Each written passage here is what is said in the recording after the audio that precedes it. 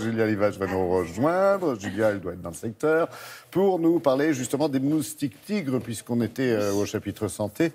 Ils menacent, et effectivement, les internautes sont très inquiets, à juste titre, j'imagine, oui, à non? juste titre, évidemment, les autorités sanitaires Moustries.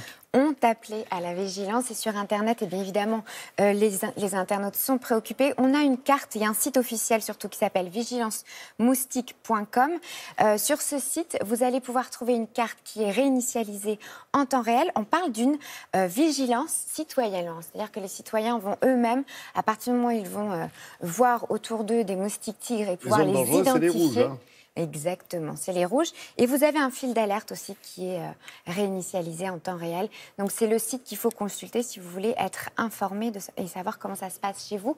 On parle des insectes, on parle aussi des... Attendez, juste un instant, à propos des moustiques, pour éviter la prolifération, on ne le dira jamais assez, quelle que soit la région, on voit que ça touche toutes les régions de métropole, il faut éviter les eaux stagnantes. Je dis ça parce qu'il pleut énormément, l'équivalent de 4 mois en 2 jours, nous a dit Nathalie Riouet.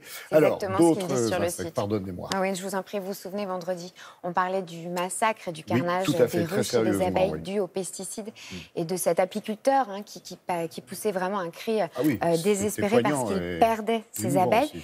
Vendredi, justement, Laurent, les États membres de l'Union européenne ont voté une proposition visant à interdire certains pesticides et pas n'importe lesquels, les néonicotinoïdes, qui justement sont visés et extrêmement destructeurs pour les abeilles. Donc on avance, c'est une progression, une bonne nouvelle. Un petit pas pour l'humanité, voilà, et pour les abeilles. Merci beaucoup, Julia.